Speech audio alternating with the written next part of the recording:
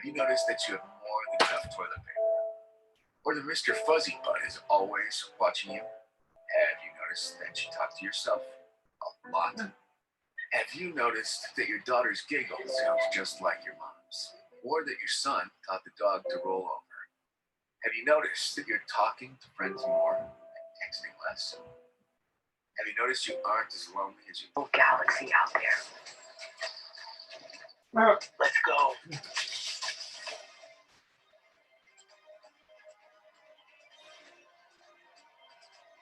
Fascinating.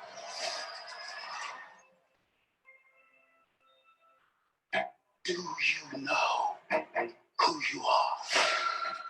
They know about us, and you can't say anything to anyone. It's like a twist. They're not the monsters. We're the monsters.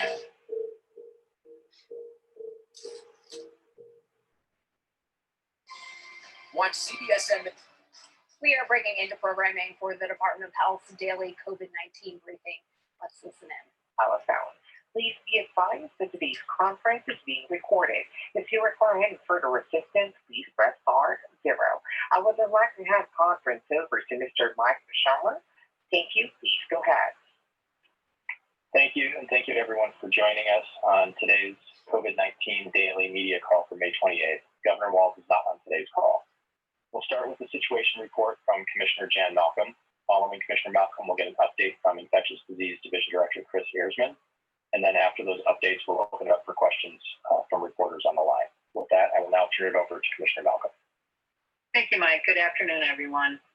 Before I go into the kind of the data brief, I just would like to note that the context in which we're talking today, the tragic events in our community that we talked about yesterday at the briefing, the pain and the anguish, the sadness, the anger, so many strong emotions, and such a powerful reminder of the broader forces at work that threaten health in our communities for all of us, but for some of us more than others.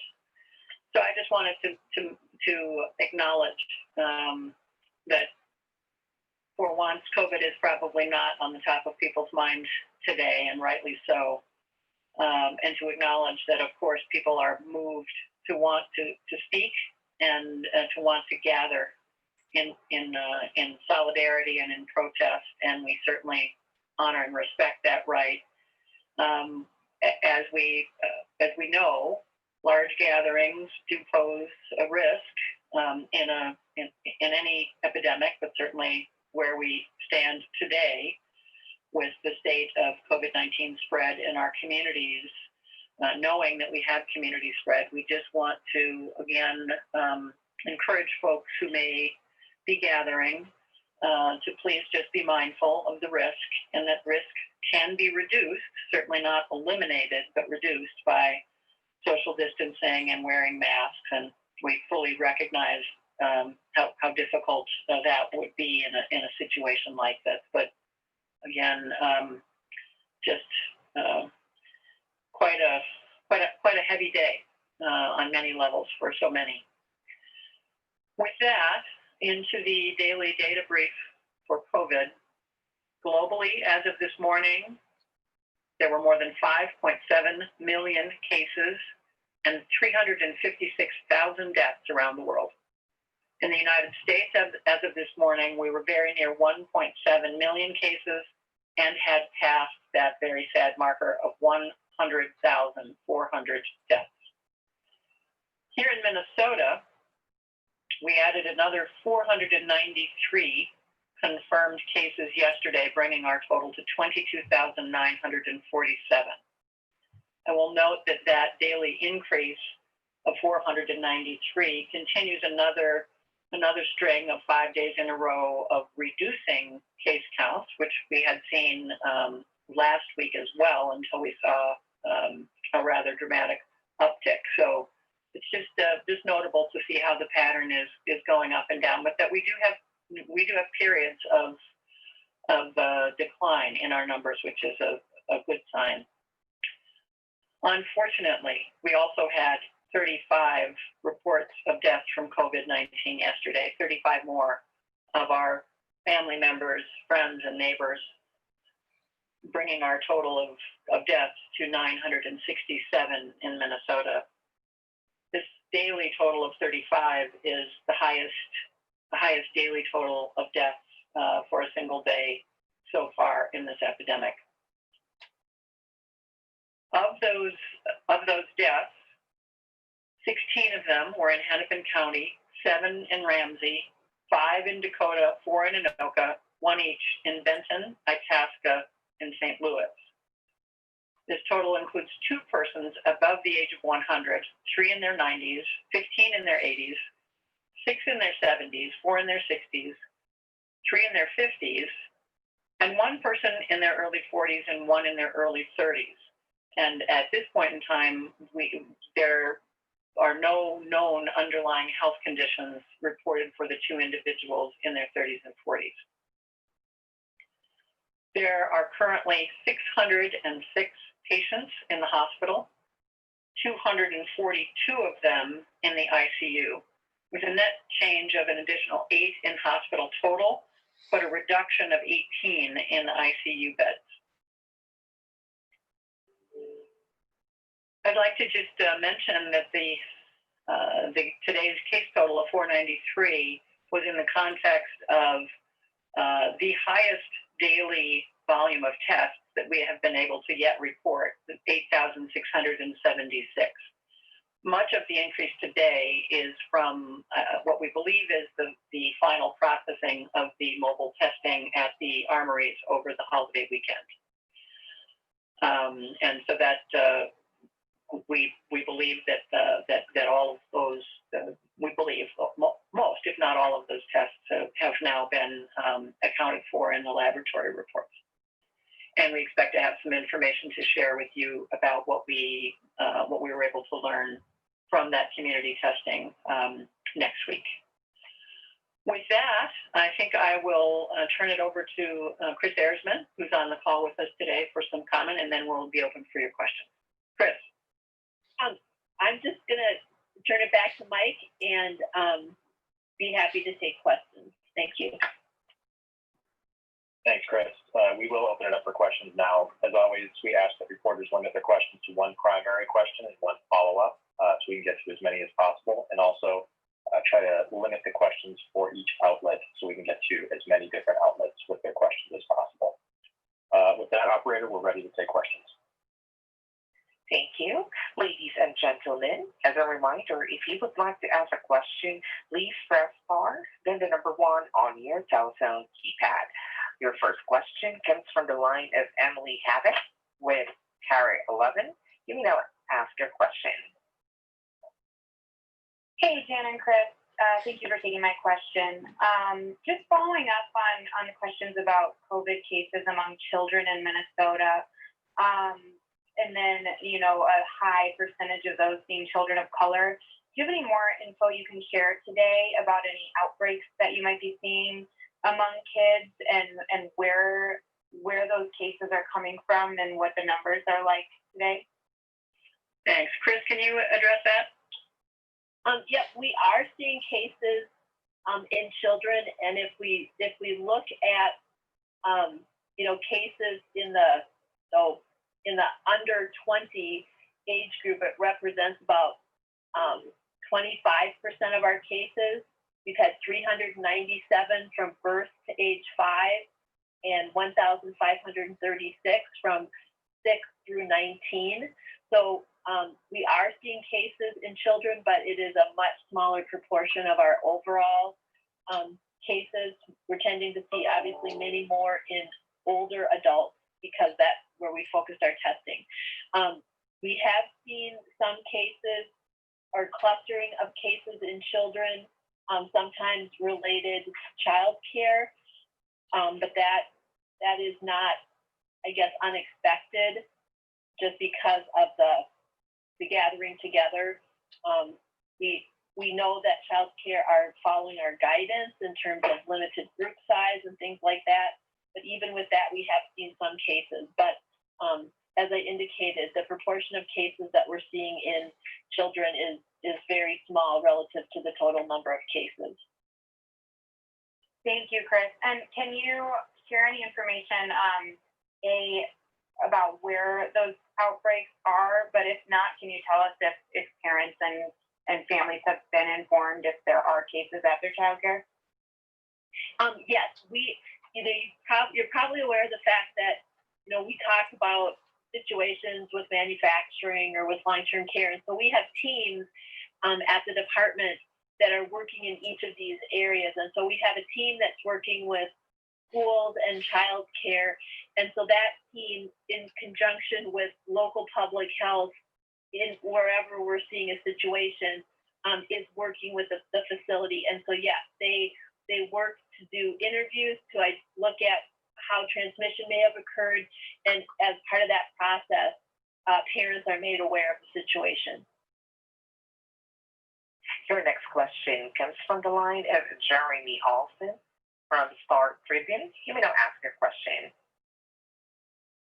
Hi, Commissioner. I just wanted to get you to put where we're at with this pandemic in context with the nation. You talk so often about our state numbers, but I'm wondering how often you look at our position compared to other states. When it comes to testing cases and deaths, how are we doing? Are we doing better, worse? What's your thought on that? Well, thanks. It's a great question, and we do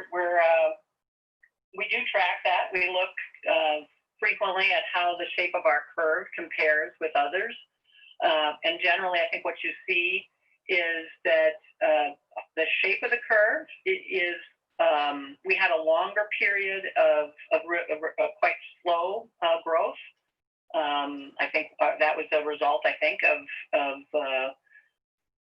strong early efforts from Chris's team to follow up well and quickly with cases as they were identified to get people isolated and quarantined if they had been exposed, and the fairly rapid action that the governor took to use some of those community mitigation strategies of social distancing and limiting group gatherings and so forth.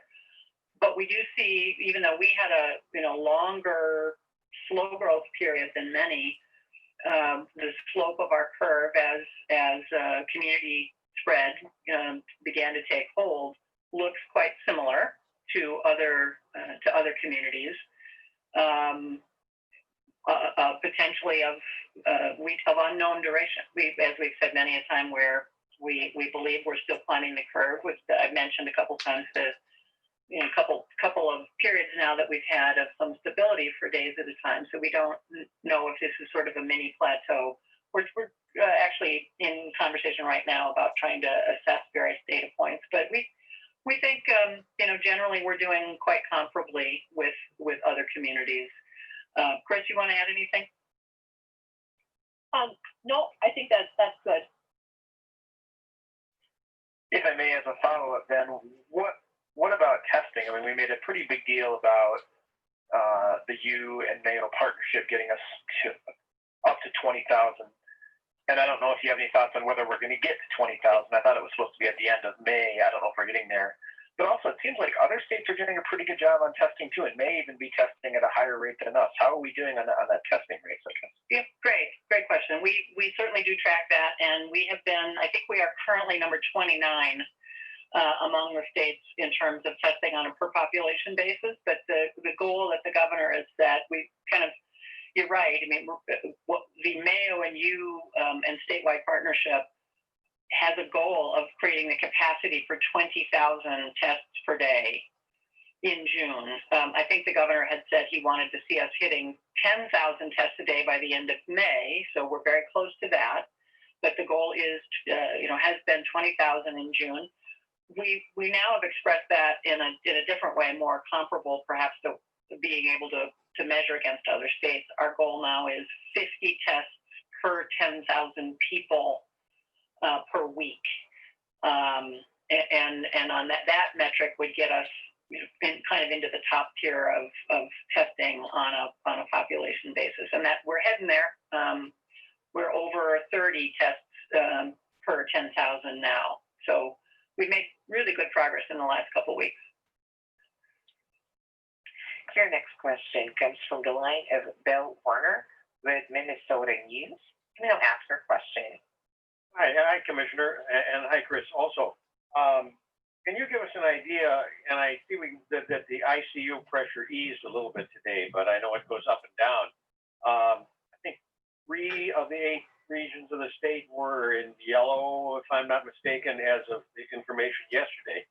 Has that changed significantly, or perhaps not? But how close are we to the point where we're going to have to perhaps divert some of the more serious COVID cases out to hospitals in other sections of the state, away from the metro or away from the yellow areas, and also the alternate care site? I know they don't do those, if I'm understanding, are not designed to handle the most acute COVID cases, but who would go there, and what kind of timeline are we looking at possibly in terms of activating both of those options?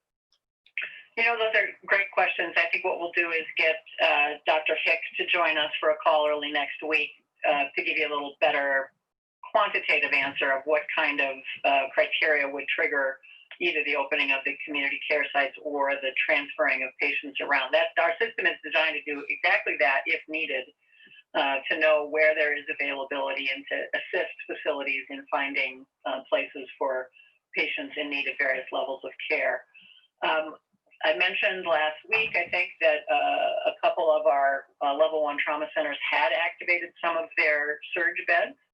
I don't know if that is still the case, but they, as you said, we have seen some fluctuation up and down in the ICU numbers. I think I mentioned some of that volume was due to a significant number of procedures that had been deferred earlier.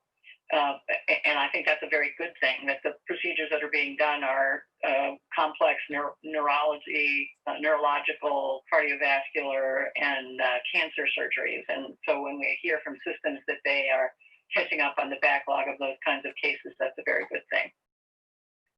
And Jan, can I just add that I just want to express that this system that we're talking about is one that does get utilized, in that during a severe flu season, we can see 95+% of our ICU beds being used, and so the system is tested at those times, and so it's not a system that isn't used except for COVID. It's a system that has been tested in the past, and we do see these increases in ICU capacity used even during a severe flu season.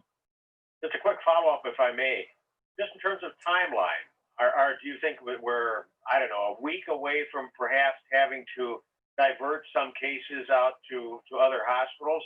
And when we're at that point, where will they go? And will those hospitals get extra support from the state, if they're rural hospitals in particular, to address those cases?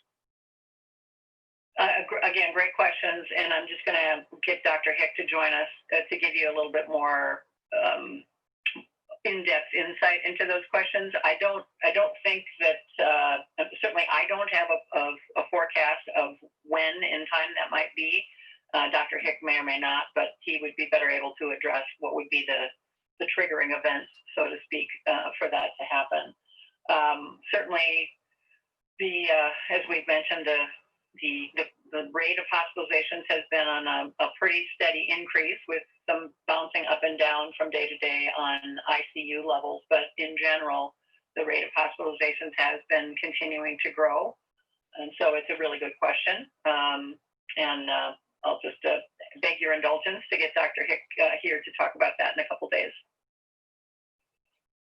Your next question comes from the line of Tom Hauser with KSTP-BV. You may now ask your question. Hello, Commissioner and Director Erzman. It was 3 weeks ago today when you announced the battle plan to address the number of COVID-19 deaths in nursing homes.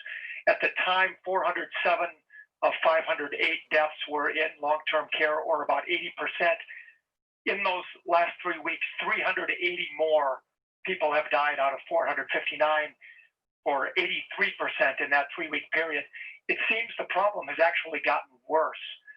And Minnesota's number of nursing home deaths now exceeds total deaths in the state of Wisconsin. Is there a goal for when that battle plan is supposed to start showing results? And are you disappointed with what has happened in the past 3 weeks? Thanks, Tom. I think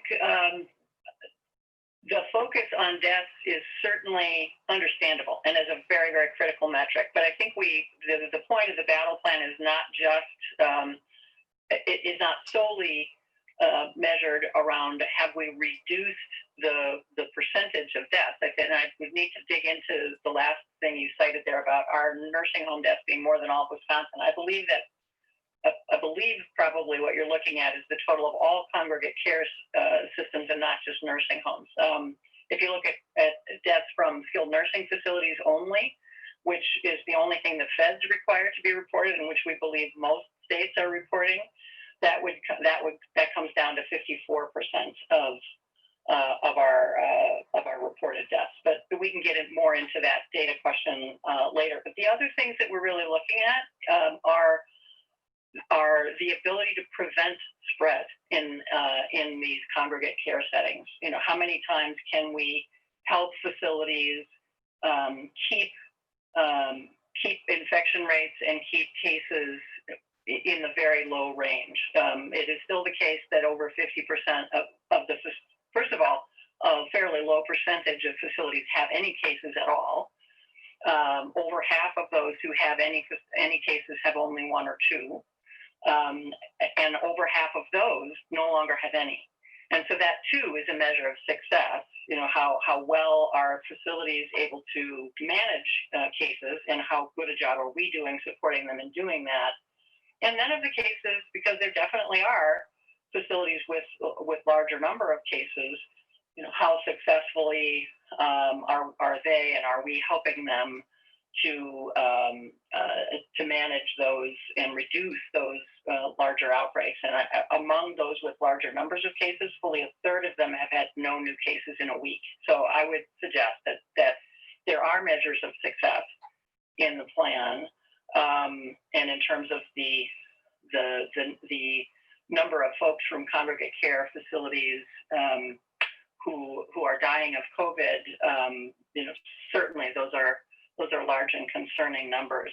As a percentage of our total, again, I just would say, and we ourselves are trying to dig into this to make sure that our theory about just the lack of comparability of numbers, that's our theory. I want to see the data and see if it's the case. But we know that a lot of states, if someone from a long-term care facility dies in a hospital, that is not counted as a long-term care death. We do count it as a long-term care death if they were a resident of a facility, even if they died in hospital. So sorry to go on and on there, but I think it's a really fair question. Of course, people are very focused on it. I just simply wanted to say there are layers to be explored in what are the numbers and what are the measures of success. But I did want to point you to some of those success measures in control of outbreaks. Thank you for that. Just a quick comment on the data, and then I have a follow-up. 787 long-term deaths in Minnesota. Wisconsin has a total of 545 COVID-19 deaths across the whole spectrum. So those are just the data points right now. Am I still on? I heard some weird. Yes, you are. So, yes, you are. okay, a quick follow-up. Is the Department of Health going to require bar owners to keep logs of customers who come in for contact tracing purposes? I understand that's happening in hair salons. Is it going to be required that they keep logs in bars and restaurants? And if it is true, is that also going to be extended to churches and other businesses for contact tracing purposes? Thanks for the question. That is an important thing to clarify. We did say in the guidance that it would be a preferred practice for restaurants and bars to be taking reservations, but really that was more about controlling size of occupancy and avoiding people, you know, standing in lines trying to get in. Just to be clear, that they are not required to report those data to the state health department.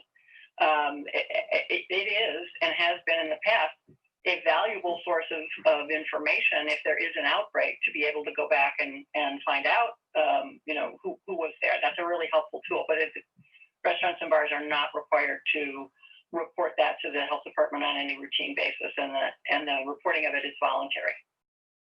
And Jan, I'll just add that, yes, we're doing contact tracing and follow-up for COVID, but remember that we follow up on multiple different infectious diseases all the time. And so we're used to dealing, if there's a foodborne outbreak or that type of thing, we do have ways that we can work with restaurants and other facilities to identify patrons. So just reminding people that this is something that we deal with regularly when we're not in COVID mode. Your next question comes from the line of Catherine Richard with Minnesota Public Radio. You may ask your question. Yes, Commissioner, Catherine Richard here with NPR. Could you just go back to kind of what you said at the beginning of the conference call about these crowds that are developing in downtown Minneapolis and now St. Paul? Are you anticipating in a couple weeks we're going to see some serious outbreaks here? And how would the test handle that, or the state handle that situation, given the potential volume of positive tests that could come out of these situations? Well, I mean, it is certainly going to be a factor in what happens in our outbreak and in our case counts. I'm understanding that the forecast is for very large protests this weekend, with a lot of people coming in from across the state and from around the country, and gathering in large groups, and that is almost sure to have an impact on furthering spread. That's part of why we just encourage people to be mindful and to do what they can to mitigate the risk of gathering in such circumstances, while completely understanding their legitimate right and need to speak. But yes, I don't have any quantification of it, but we would expect that the gatherings of the size that are expected under the conditions that we are experiencing would very predictably accelerate the spread. But we have been ramping up our ability to do case investigations and contact tracing gradually over time, and so we're in a much better place to respond than we may have been 4 weeks ago. Chris, can you tell us more about that? How many contact tracers do you have as of today? I believe we're over 600 case investigator contact tracers. That's within the department as well as partners in local public health, and we're continuing to add to that capacity. Your next question comes from the line of Chris Mahan from Pioneer Press. You may now ask your question. Hi, was wondering, looking at the death records of those who've died from COVID-19, has anyone done any type of analysis of the underlying conditions and which ones may be most present in those that have died, and which ones put people at greatest risk of death? When it comes to just underlying health conditions, I see there's sort of a wide range of conditions that are listed in the death records. Yes, there are a number of conditions. I'll let Chris speak to what the data show so far. So yeah, Chris, when we look at the cases who have died, we have, so for the data, I can tell you that 97.6% we have identified some level of pre-existing condition. This is in our broad overview of interviewing cases. And just to be more granular, that 653 who've had an underlying health condition, 16 who have not, and then 298 that we're still working to get data on. We are doing a deeper dive, and so all of our deaths are being evaluated, but not in a real-time basis. So in other words, we don't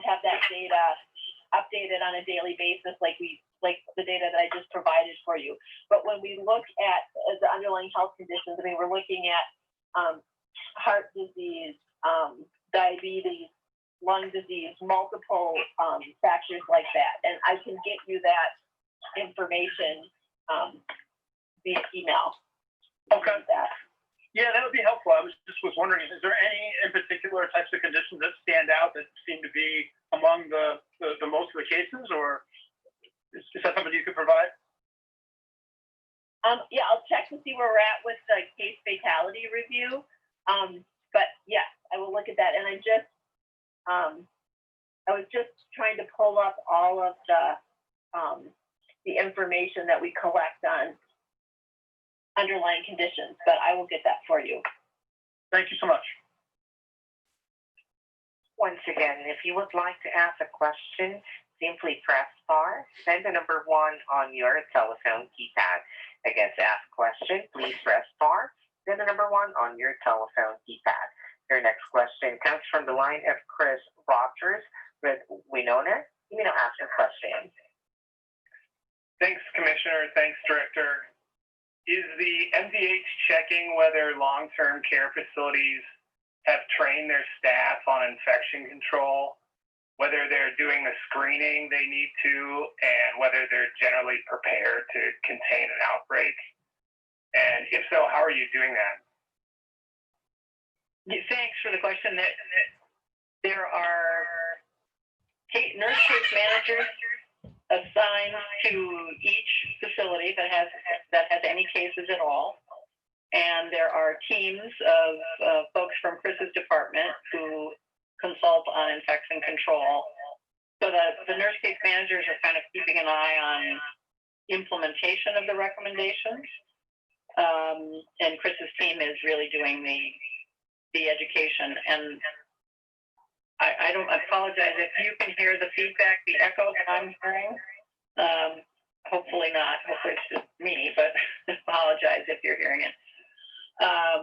Thank you. That fixed it, whatever that was. Sorry about that. Yeah, so go ahead, Chris. Well, Commissioner, I was just going to add that a couple of additional things. One is that we started working with facilities about this even before we had any cases identified in a long-term care setting. So we had started working with facilities, talking about things they needed to prepare for, checklists, things they should be considering. So we were doing that pre-cases in facilities, but I also want to talk about the fact that our team had been working with facilities for the last 3 years. We've reached out to and done on-site visits with about 50% of all the facilities related to infection control and prevention and best practices. And that was our team. We are the team under in my area is not in a regulatory role. So that was really outreach to say, how can we help you do the best that you can related to infection control and prevention. So those things were all happening prior to COVID. And then once, as the commissioner said, a nurse case manager is assigned, and every single facility that has a case identified receives a virtual review of their infection control and prevention practices. But in addition to that, our health regulation division has also been going out to facilities and doing some on-site trainings as well. So there's been a lot of attention to this, not only as a part of our response to COVID, but even prior to that.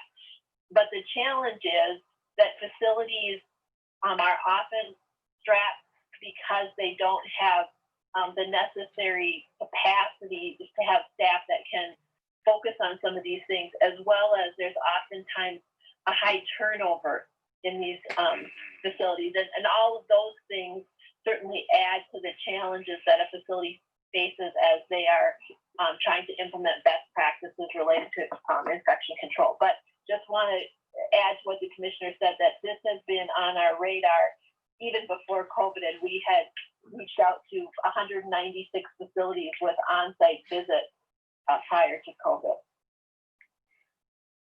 Thank you. Chris, has the MDH been able to confirm whether all long-term care facilities in Minnesota have the plans and training and screening in place they need? That is a requirement.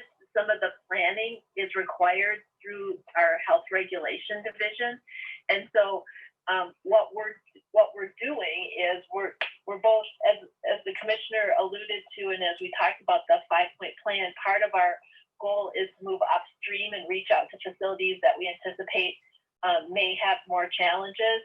But part of the expectation for facilities is that they do have a plan in place. And our goal with our case managers has been to be an at-the-moment review. So in other words, it's great to have a plan, but if something happens tomorrow, have you reviewed that plan? Have you thought about it? That was what our goal was in starting to talk about this early when COVID was just appearing in Minnesota before there were cases. And then even as we identify a case in a facility, we start to work with them again because they're going to be that much more attentive to what needs to happen. And so we're trying to work with them at multiple different levels and multiple different times. Your next question comes from the line of Chris Novak with Star Tribune. You can now ask her question. Just a follow-up on the volume of testing. Several weeks ago, you all said that the state had more testing capacity than takers for tests. I wondered if that has continued to be the case, and if in fact the gap has gotten wider. Oh, actually, thanks.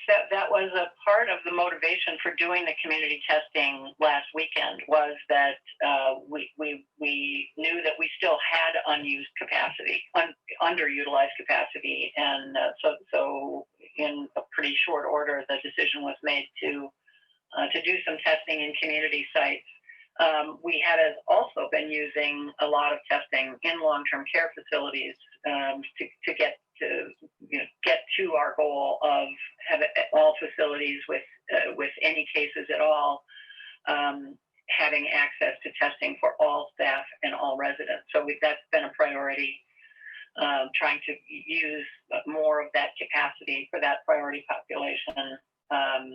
But that is, we have to work with facilities to schedule that. So, and we are scheduled out into the future with facilities wanting that testing. But because we still had underutilized capacity, that was exactly why we did some of those community sites last weekend. And we can also get that data back to you and either have a future conversation about it in this call or get it to you in follow up.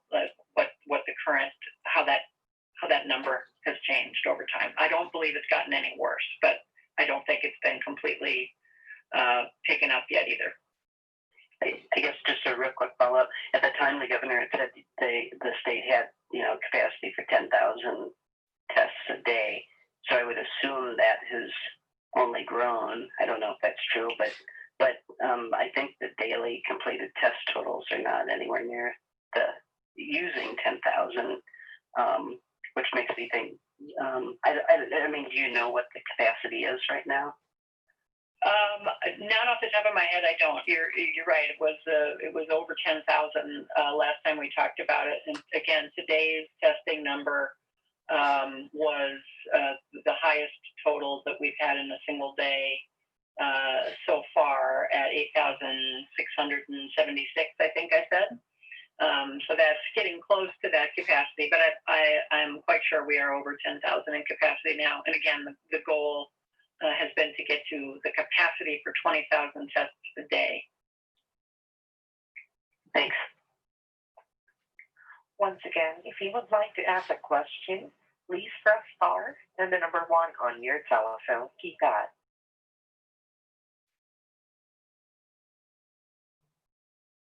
Again, to ask a question, please press star, then the number 1 on your telephone keypad.